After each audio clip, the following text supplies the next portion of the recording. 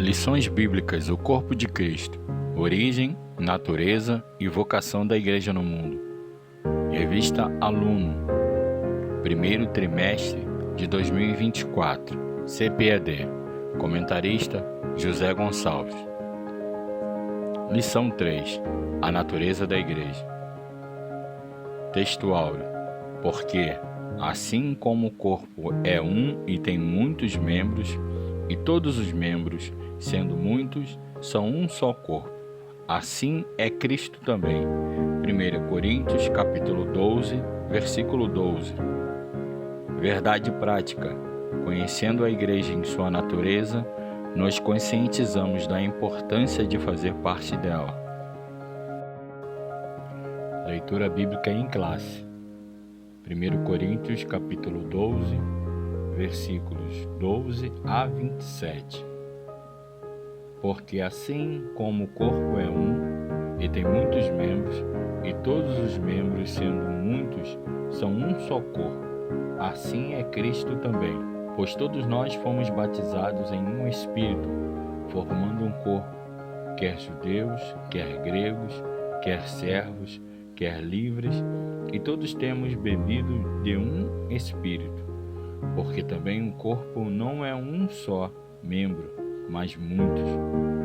Se o pé disser, porque não sou mão, não sou do corpo, não será por isso do corpo? E se a orelha disser, porque não sou olho, não sou do corpo, não será por isso do corpo? Se todo o corpo fosse olho, onde estaria o ouvido? Se todo fosse ouvido, onde estaria o olfato? Mas, agora, Deus colocou os membros no corpo, cada um dele como quis. E se todos fossem um só membro, onde estaria o corpo? Agora, pois, há muitos membros, mas um corpo. E o olho não pode dizer à mão, não tenho necessidade de ti, nem ainda a cabeça aos pés, não tenho necessidade de vós. Antes, os membros do corpo, que parecem ser os mais fracos, são necessários. E os que reputamos serem menos honrosos no corpo, a esses honramos muito mais. E aos que em nós são menos decorosos, damos muito mais honra. Porque os que em nós são mais honestos, não têm necessidade disso, mas Deus assim formou o corpo, dando muito mais honra ao que tinha falta dela, para que não haja divisão no corpo, mas antes tenham os membros igual cuidado um dos outros. De maneira que se um membro padece, todos os membros padecem com ele. E, se um membro é honrado, todos os membros se regozijam com ele. Ora, vós sois o corpo de Cristo e seus membros em particular. Introdução. O estudo sobre a natureza da Igreja deve analisar aquilo que ela é em essência, o que define uma igreja genuinamente cristã. Evidentemente que há muitas características que mostram o que é uma verdadeira igreja. Contudo, para nosso propósito aqui, trataremos apenas de algumas delas. Por isso, nesta lição, veremos que uma igreja genuinamente cristã é confessional, ou seja, ela se fundamenta na palavra de Deus. Tem uma dimensão local e universal, ou seja, existe tanto na forma visível como invisível. E, finalmente, a igreja genuinamente cristã é una, isto é, não é dividida, pois sem unidade não há igreja. A natureza da igreja na sua dimensão confessional. Ponto 1. Fundamentada na palavra. Uma igreja verdadeiramente bíblica é firmada na palavra de Deus. Nesse aspecto, primeiramente, temos Cristo como a palavra encarnada, a palavra viva. No princípio era a palavra, João capítulo 1, verso 1. Jesus é a palavra que se humanizou, isto é, Deus feito homem. A igreja bíblica possui Jesus Cristo como seu fundamento, Efésios capítulo 2, versículo 20. Uma igreja verdadeiramente bíblica é centrada em Jesus. Em segundo lugar, uma igreja bíblica é fundamentada nas Escrituras Sagradas, a palavra inspirada.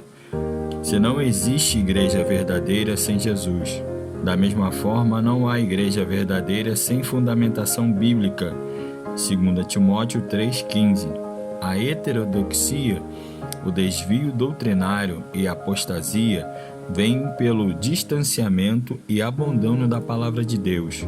Ponto 2. Habitação pelo Espírito. A igreja é habitada pelo Espírito, dirigida e capacitada por Ele. O Espírito Santo é a força motriz da igreja. Na verdade, a obra do Espírito começa no seu trabalho de convencimento do pecador. É o Espírito quem convence o ser humano do pecado. João capítulo 16, verso 8 a 11.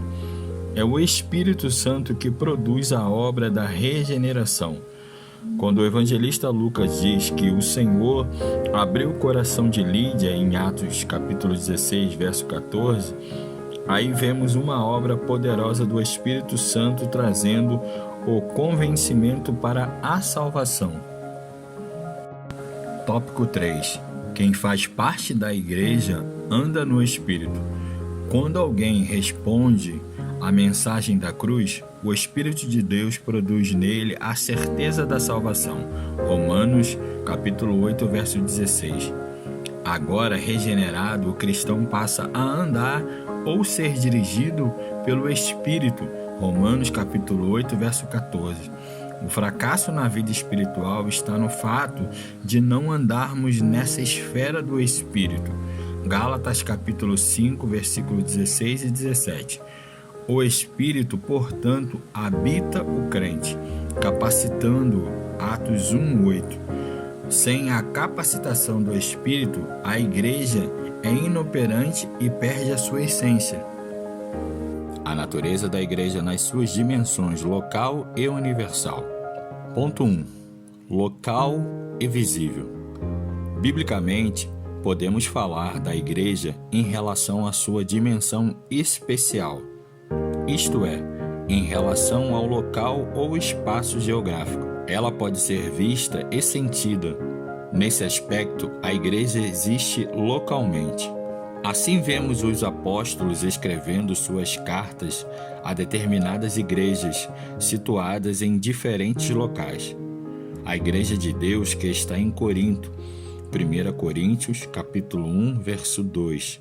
Aos estrangeiros dispersos no Ponto, Galácia, Capadócia, Ásia e Bitínia, 1 Pedro 1, verso 1. Nesse texto, vemos as Escrituras se referindo à eclésia, a comunidade de crentes, situada em diferentes locais. Tópico 2. As particularidades das igrejas locais. Pelo teor das cartas neotestamentárias, observamos que essas igrejas locais possuíam suas particularidades. Os problemas encontrados em uma não eram necessariamente o mesmo da outra. Filipenses capítulo 4, versos 2 e 3. Também 2 Tessalonicenses capítulo 3, versos 11 e 12. De igual modo, as virtudes, por outro lado, embora estivessem todas sob a supervisão apostólica, observamos que eram autônomas uma em relação às outras. Assim, possuíam sua dinâmica própria. Um método que funciona em determinada igreja pode ser inadequado em outra. Tópico 3. Universal e invisível. Assim como a igreja existe em sua dimensão local, existe também na sua dimensão universal. Somos conscientes da existência da igreja local, pois dela fazemos parte.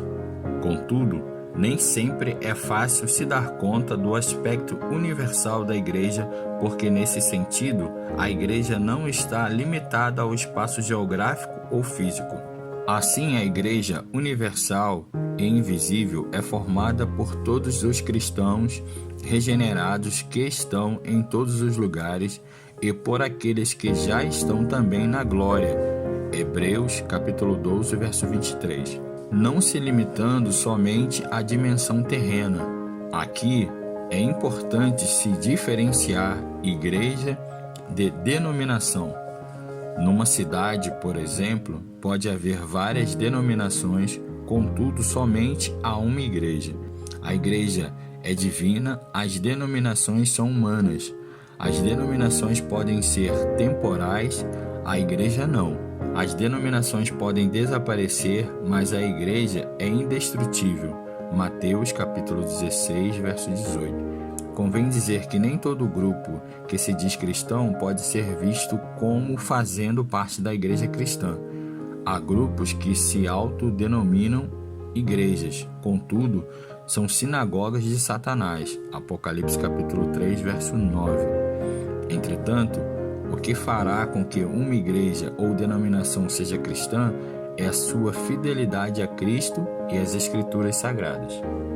A igreja na sua dimensão comunitária. Tópico 1. A igreja é una. Isso significa que a igreja é indivisível. Na analogia onde compara a igreja ao corpo humano, Paulo deixa bem claro que uma igreja verdadeiramente cristã é unida porque não pode haver divisão no corpo. 1 Coríntios capítulo 12, verso 12. Jesus disse que um reino dividido não subsistirá. Mateus capítulo 12, verso 25. Esse princípio se aplica à igreja também. O que o diabo não consegue contra a igreja por meio da perseguição, ele consegue por intermédio da divisão. Devemos evitar a todo custo o partidarismo, as preferências e os exclusivismos, se quisermos preservar a unidade da igreja local. Efésios capítulo 4, verso 3. Tópico 2. A unidade na igreja. Paulo escreveu à igreja de Filipos: completai o meu gozo, para que sintais o mesmo, tendo o mesmo amor, o mesmo ânimo, sentindo uma mesma coisa. Filipenses capítulo 2, verso 2. Esse texto mostra o anseio do apóstolo pela unidade da igreja que, como corpo de Cristo, em sua forma coletiva, deve zelar pela unidade e, da mesma forma, cada crente deve buscar isso. Tópico 3. Diversidade na unidade. Isso reverbera o anseio de Jesus pela unidade dos seus discípulos em João capítulo 17. Ali, há o que os teólogos chamam de unidade de essência. Na Trindade, o Pai, o Filho e o Espírito Santo são pessoas diferentes, com uma mesma essência, possuindo a mesma substância e um só propósito. Da mesma forma, os cristãos devem buscar esse tipo de unidade. Nesse aspecto, unidade não é uniformidade. Somos diferentes, diversos, temos temperamentos distintos e maneiras diferentes para fazer as coisas, mas mesmo assim somos um em Cristo Jesus para perseverar no mesmo alvo.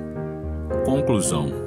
Chegamos ao final de mais uma lição bíblica, a qual aborda a natureza da igreja.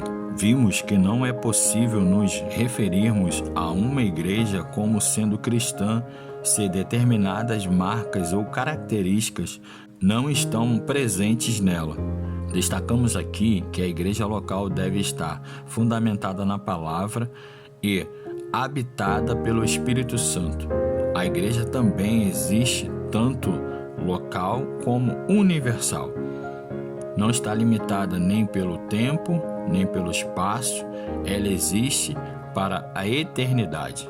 Que Deus te abençoe. Eu sou o pastor Ricardo Plácido. Nós temos aqui outras lições também que estão em áudio para ajudar os irmãos. Espero que tenha abençoado, edificado a vida dos irmãos. Peço que curtam e compartilhem.